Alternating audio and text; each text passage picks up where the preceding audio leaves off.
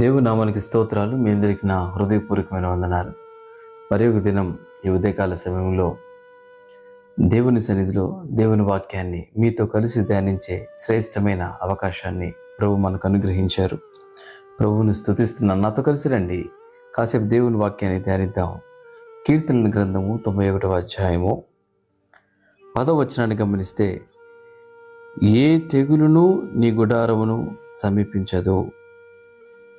దేవుని వాక్యాన్ని వింటున్న ప్రియ దేవుని బిడ్డలారా, ఇది మనందరికీ సుపరిచితమైన వాగ్దానమే. బైబిల్లో మనం చాలాసార్లు ఈ వాక్యాన్ని మనం చదివి ఉంటాం. చాలామంది ఇండ్లకు ఒక పెద్ద లేబుల్స్ లాగా డోర్స్కి అంటించుకొని ఉంటారు. కొంతమంది ఇళ్లలో పెద్ద ఫ్రేములుగా కట్టి పెట్టి ఉంటారు. చాలాసార్లు ఈ వాక్యాన్ని గురించిన వర్తమానాన్ని మనం చాలాసార్లు వినే ఉంటాం. అయితే మరి పరిశుద్ధాత్మ దేవుడు ఎందుకో ఈ ఉదయాన్నే ఈ వాక్యాన్ని గురించి నా మనసులో ఉంచారు. వాక్యం చెబుతున్న మాటను గమనిస్తే, ఏ తెగులును నీ గుడారాన్ని సమీపించదు. ఈ వాక్యాన్ని సునిశ్చితంగా పరిశీలించండి. ఏ తెగులు నీ అంతఃపురాన్ని సమీపించదు అని రాయలేదు. ఏ తెగులు నీ భవనాన్ని సమీపించదు అని రాయలేదు. ఏ తెగులు నీ ఇంటిని సమీపించదు అని రాయలేదు. ఇక రాయబడ్డ మాట ఏమిటంటే, ఏ తెగులును నీ గుడారమును సమీపించదు. ఎస్, ప్రియ దైవజనమ, ఒకసారి ఆలోచన చేద్దాం. ఈ లోకంలో ప్రభువు నమ్ముకొని ఆత్మీయతలో కొనసాగుతున్న ఒక దేవుని బిడ్డ జీవితము నిజమే గుడార జీవితాన్ని పోలి ఉంది.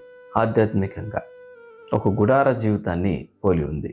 అందుకే ప్రభు అంటారు అక్కడ, ఏ తెగులును నీ గుడారమును సమీపించదు. ఎస్, ప్రియ దేవుని బిడ్డారా, 1వ వచనంలో గమనిస్తే 91వ అధ్యాయం 1వ వచనంలో, మహోన్నతుని చాటును నివసించేవాడే సర్వశక్తుని నీడను విశ్రమించేవాడు, ఆయనే నాకు ఆశ్రయము, నా కోట, నేను నమ్ముకును నా దేవుడని నేను యెహోవాను గూర్చి చెప్పుచున్నాను. ఇక్కడ వాక్యాన్ని గమనిస్తే, మహోన్నతుని చాటుగా నివసించడం, సర్వశక్తుని నీడను విశ్రమించేవాడు. ఎస్, దేవుణ్ణి చాటైన చోటుగా చేసుకొని జీవించే జీవితమే భద్రమైన జీవితం అండి. ఒక మాటలో చెప్పాలంటే, ఈ లోకంలో అపాయాలు రాకుండా కాపాడాలంటే, ఈ లోకంలో ఏ తెగుళ్ళు తగలకుండా సంభవించకుండా మనం కాపాడబడాలంటే, వాక్యం చెబుతుంది, దేవుణ్ణి చాటైన చోటుగా చేసుకున్న అనుభవంలోకి నేను రావాలి. ఒక విశ్వాస యొక్క భద్రమైన జీవితానికి రహస్యం ఏమిటంటే, దేవుణ్ణి గుడారముగా చేసుకొని, దేవుణ్ణి చాటైన చోటుగా చేసుకొని జీవించే జీవితం అయ్యున్నది. వాక్యాన్ని వింటున్న ప్రియ దేవుని బిడ్డలారా, కీర్తనల గ్రంథం 27వ అధ్యాయము 5వ వచనమును గమనిస్తే, ఆపత్కాలమున ఆయన తన పర్ణశాలలో నన్ను దాచును, తన గుడారపు మాటున నన్ను దాచును, ఆశ్రయ దుర్గము మీద ఆయన నన్ను ఎక్కించును. వాక్యం చెబుతుంది, ఆపత్కాలమున ఆయన తన పర్ణశాలలో నన్ను దాచును, తన గుడారపు మాటున నన్ను దాచును, ఆశ్రయ దుర్గము మీద ఆయన నన్ను ఎక్కించును. చూసారా, ప్రభువునే మనం గుడారంగా చేసుకుంటే, ప్రభువులో నివసించటానికి మనం ఇష్టపడితే, దేవుణ్ణి చాటైన చోటుగా చేసుకుంటే, వాక్యం చెబుతుంది, ఆపద కాలంలో ఆయన నిన్ను దాస్తాడు, కీడు సమయాల్లో ఆయన నిన్ను దాస్తాడు, ఆపదల అపాయాల్లో ఆయనలో భద్రపరుస్తాడు. నిజమే, ఈ లోకంలో ఏ కీడు, ఏ అపాయము, ఏ ప్రమాదము నిన్ను తాకకుండా భద్రం చేయబడతావు. కారణం ఏమిటంటే, క్రీస్తులో ఉన్న జీవితం భద్రమైన జీవితం అండి. ఈ లోకమంతా ఎన్నో అపాయాలతో నింపబడింది, ఎన్నో కీడులతో నింపబడింది, ఎన్నో ఇబ్బందులతో నింపబడింది. ఈ లోకంలో ఏ ఒక్క వ్యక్తికి భద్రత లేదు. అయితే క్రీస్తులో నీకు నాకు భద్రత ఉన్నదన్న సంగతి వాక్యం చెబుతుంది. అందుకే ఏ అపాయం రాకుండా నువ్వు కాపాడబడాలంటే, ఏ తెగులు రాకుండా నువ్వు కాపాడబడాలంటే, వాక్యం చెబుతుంది, క్రీస్తులో జీవించటం అలవాటు చేసుకోవాలి. నిజమే, ఒక మాటలో గమనిస్తే, లోకములో ఉంటే నువ్వు భద్రంగా ఉండలేవు.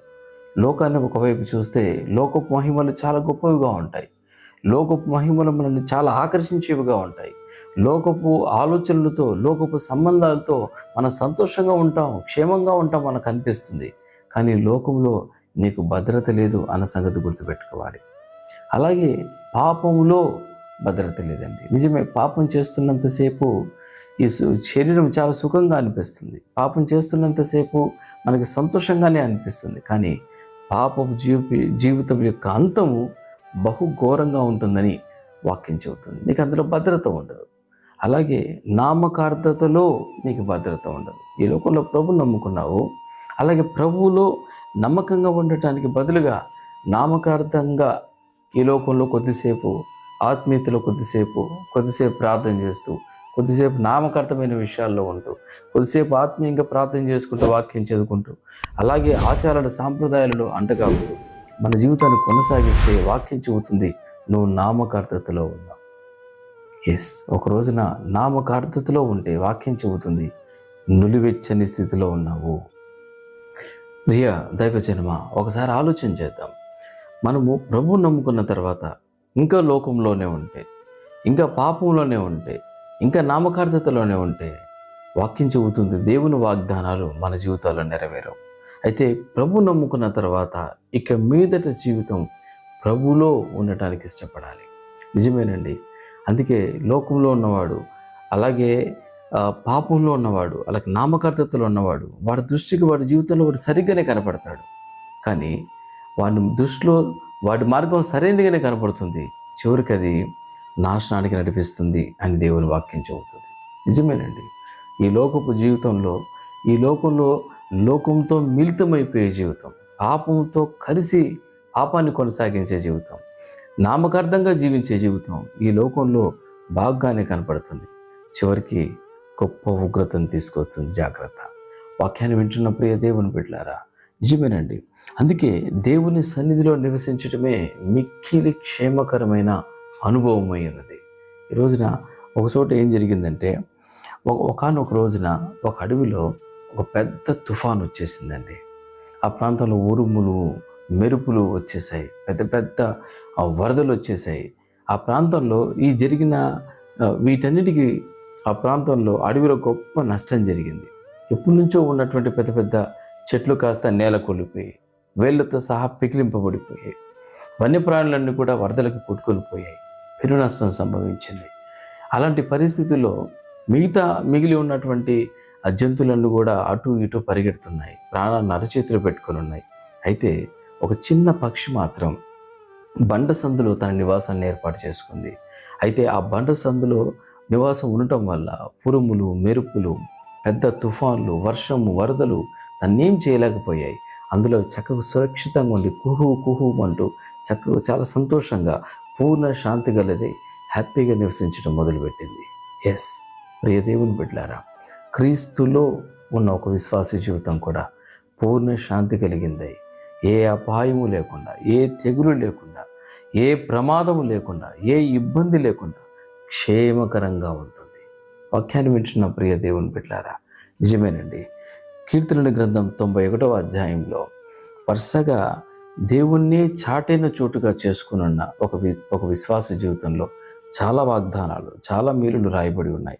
2-3 వచనం నుంచి గమనిస్తే, వేటగాని ఊరిలో నుండి ఆయన నిన్ను విడిపించును, నాశనకరమైన తెగులు రాకుండా నిన్ను రక్షించును, ఆయన తన రెక్కలతో నిన్ను కప్పును, ఆయన రెక్కల కింద నీకు ఆశ్రయము కలుగును, ఆయన సత్యము కేడము డాలునై ఉన్నది, రాత్రి వేళ కలుగు భయమునకైనను, పగటి వేళ ఎగురు బాణమునకైనను, చీకటిలో సంచరించే తెగులునకైనను, మధ్యాహ్నం ముందు పాడు చేయు రోగమునకైనను నీవు భయపడకుందువు.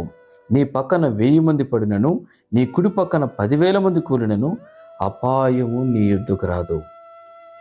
చూసారా, వాక్యం చెబుతుంది, నీవు కనులారా చూచుచుండగా భక్తిహీనులకు ప్రతిఫలం కలుగును, యెహోవా నీవే నా ఆశ్రయము అని నీవు మహోన్నతుడైన దేవుని నీకు నివాస స్థలముగా చేసుకున్నావు. నిజమే, ప్రభువులో మనం ఉండటం ఇష్టపడితే, ప్రభువులో జీవించడానికి ఇష్టపడితే మన జీవితం పాపానికి అప్పగించుకోకుండా, శరీరాశలకు అప్పగించుకోకుండా, లోకానికి అప్పగించుకోకుండా, ఆచారాల సాంప్రదాయాలకు అప్పగించుకోకుండా నీవు క్రీస్తులో ఉండగలిగితే వాక్యం చెబుతుంది, క్రీస్తులో నీకు భద్రత ఉంది, క్రీస్తులో నీకు కాపుదల ఉంది, క్రీస్తులో ఉన్న నీకు అపాయం ఏమీ రాదు, క్రీస్తులో ఉన్న నీకు ఏ తెగులు నీ గుడారాన్ని సమీపించదు.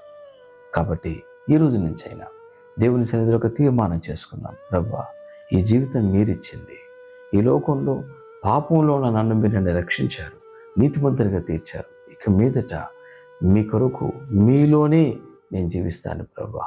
నా జీవితం అంతా క్రీస్తులో ఉండేలా నాకు సహాయం చేయండి అని ఒక తీర్మానం చేసుకోగలిగితే దేవుడు కృప చూపిస్తాడు. తప్పనిసరిగా నీ జీవితాన్ని దర్శిస్తాడు. ఏ తెగులు నీ గుడారాన్ని సమీపించదు. తలలు వంచండి, ప్రార్థన చేసుకుందాం. దయగలిగిన తండ్రి, ప్రేమ కలిగిన యేసయ్యా, మీకు వందనాలు చెల్లిస్తున్నాను ప్రభువా.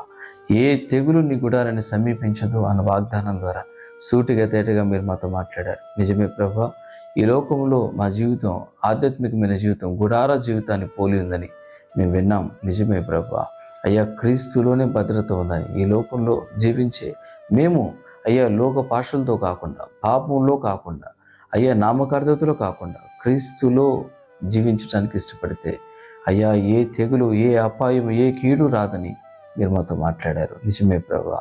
కాబట్టి ఇక మీట మా జీవితాన్ని క్రీస్తులో భద్రత ఉంది కాబట్టి క్రీస్తులో జీవించడానికి నేను మమ్మల్ని అందరినీ ఒక తీర్మానం చేసుకుంటుండగా కనికరించమని ప్రార్థిస్తున్నాం. ఏ కీడు మా జీవితాలు ఉండనివద్దు నాయన, ఏ ప్రమాదం మా జీవితాల్లో ఉండనివద్దు, ఏ తెగులు మా గుడారాన్ని సమీపించకుండా మమ్మల్ని కాపాడమని ప్రార్థిస్తున్నాను. అయ్యా, ఎవరైతే వాక్యాన్ని విని వారి జీవితాన్ని ఆయన సరి చేసుకుంటున్నారో, ఎవరైతే ఒక తీర్మానంతో కూడిన ప్రార్థన చేసుకుంటున్నారో వారి జీవితాన్ని దర్శించండి. అయ్యా, మీ వాగ్దానం వారి పట్ల నెరవేర్చి దైవికమైన కాపుదలు అనుగ్రహించమని ప్రార్థిస్తూ యేసు నామములో అడుగుచున్నాం తండ్రి. ఆమేన్. Praise the lord.